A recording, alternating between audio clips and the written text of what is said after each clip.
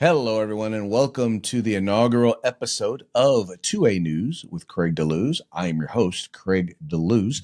On this program, we're going to be talking about firearms, firearms policy, firearms in media, culture, politics. I mean, you name it. We're going to be talking all things gun, all the gun time. If you remember, I used to do a program with the Firearms Policy Coalition called Morning Coffee with Craig. If you like that program, you're going to like this program because it's pretty much going to be the same thing. Although we also probably will be getting a little bit more into firearms products, firearms accessories, and letting folks come on and talk a little bit about what they have to offer and what's new within the firearms industry. But in any case, like I said, we're going to be talking about all things gun, all the gun time. And joining us on the program today is Mr. Tom Knighton from Bearing Arms, who's going to talk with us a little bit about some news, not necessarily from New Jersey, but the people who are bringing the news are from New Jersey. And I think they're trying to bring New Jersey-style gun rights to the rest of the nation. Tom, what is going on in the Garden State? Well, New Jersey has some areas that are very high crime, even in this time when we're seeing violent crime drop across the nation. And they apparently think that gun control there that has failed so spectacularly is a great idea for the rest of the country. So both of their senators have decided to introduce a bill that would require a license in order to purchase a firearm, a permit to purchase at the national level. It would require training, written testing, hands-on instruction, all before you could qualify to get a license that would be required to purchase a firearm. It's not gun registration, but why do you need to register guns when you've registered gun owners? Wow. So in other words, before you can even go and exercise your right, once again, this is a right, you have to go get a permit in order to exercise that right. Exactly. I mean, what's their rationale behind this? Officially, they're trying to use the idea that based on very flawed and probably fraudulent studies, that gun licensing reduces violent crime. Now, this is based on one particular study that looked at a particular span of time where there was such a law put in place that showed a drop in violent crime.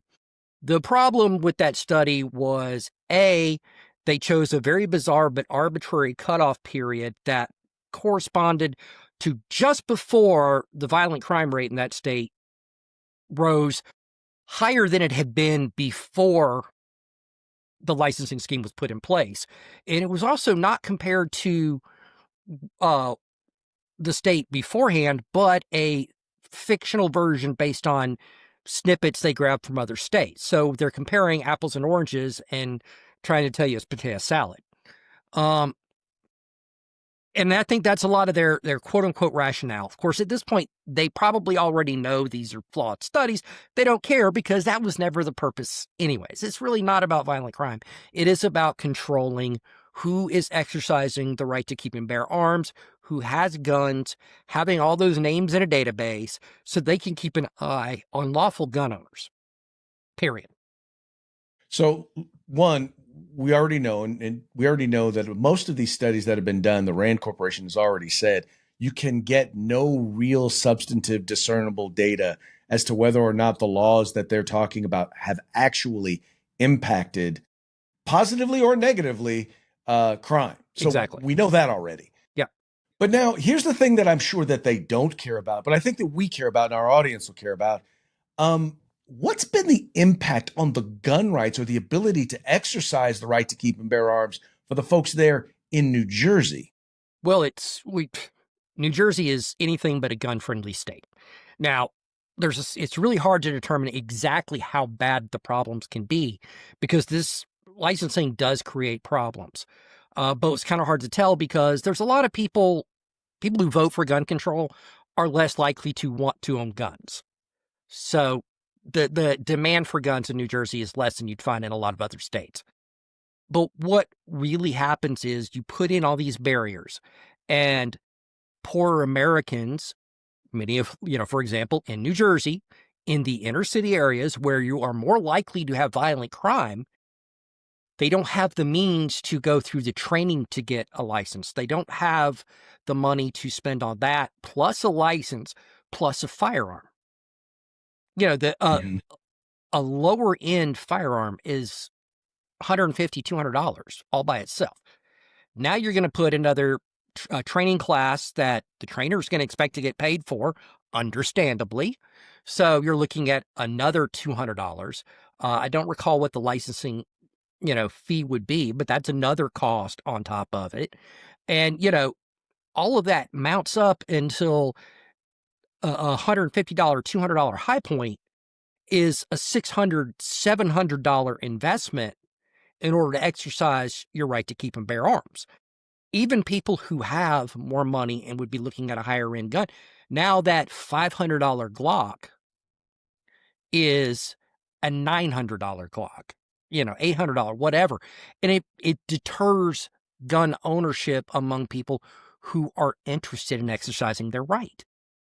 Now, how does it wind up delaying a person's opportunity to be able to get a firearm? Because if I understand correctly, if my understanding of the news stories that I've read, there's been massive delays when it comes to being able to even obtain, even if everything went according to plan, there's massive delays when it comes to actually the time you apply for your permit and the time you actually get it approved. Right. Even in the best case scenario, let's say you decide today you want to do training.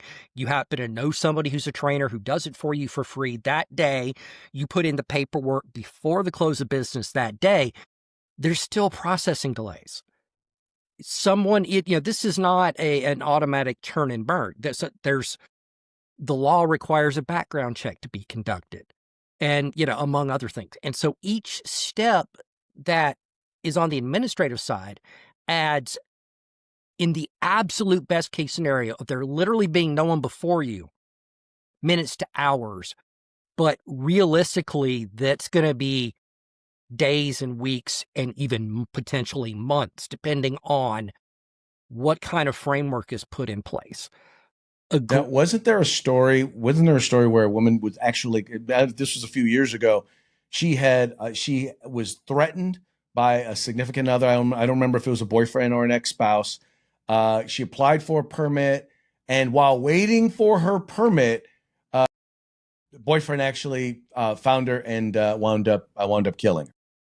I don't know about the particulars of that case, but I've heard enough cases that are similar that I have no problem believing it. So I can't comment on the specifics of that one, but it's when you realize you need a gun right then, right? When I find out somebody wants to hurt me, not that long ago, I had a problem with a stalker. Had somebody call my house, made threatening comments on the internet. Now, I already have a firearm, but if I needed to go and get a gun that day, because this guy told me what the square footage of my house was, so he clearly knew where I lived. If I'd had to go put in for a license, go through training courses, and all this stuff just to be able to exercise a fundamental, constitutionally protected right, not only could I have been killed, but so could my family. Luckily, I live in the free state of Georgia where they're like, you want a gun? Go buy one. There you go. Well, that just goes to show you, folks, look, now, the good thing is in the Senate, as it's currently made up, it's unlikely that something like this is actually going to become law. But the gun rights community is not always going to have a majority of supporters in the U.S. Senate. And as you and I both know, Tom, once they introduce something once, they keep reintroducing it until they get it passed. So this may be the first time they introduce it at the federal level. But it's more than likely not going to be the last time. Let's look at the assault weapon ban. It sunset in 2004, and it's been introduced every session in some way, shape, or form since then. This is not going away. Here's what I would encourage you to do. I would encourage you to reach out to Senators Cory Booker, Democrat from New Jersey, and Senator Andy Kim, also a Democrat from New Jersey. Reach out to them, and I'll make sure to put a link to the phone numbers to the Senate. What do they call it? The Senate switchboard. Switchboard. That's what I was looking for. Switchboard. The Senate switchboard, so that you folks can give them a call and say, yeah, no, don't New Jersey my gun rights. And also contact your senator, regardless of party, and tell them to keep their name off of it. Because the number of co-sponsors a bill has shows greater support overall and can cause a bill to go forward that wouldn't otherwise. Tom, thank you so much for coming on the program. Anytime. All right. Look forward to having you back. Absolutely. All right. Well, that's going to be it for today's episode of 2A News with Craig DeLuz. If you want to get a little bit more of what's going on, make sure to tune into The Rundown, 2A News and Conservative Views at 3 p.m. Pacific, 6 p.m. Eastern, hosted by myself, as well as Mike Piwowarski of Arms Room Radio.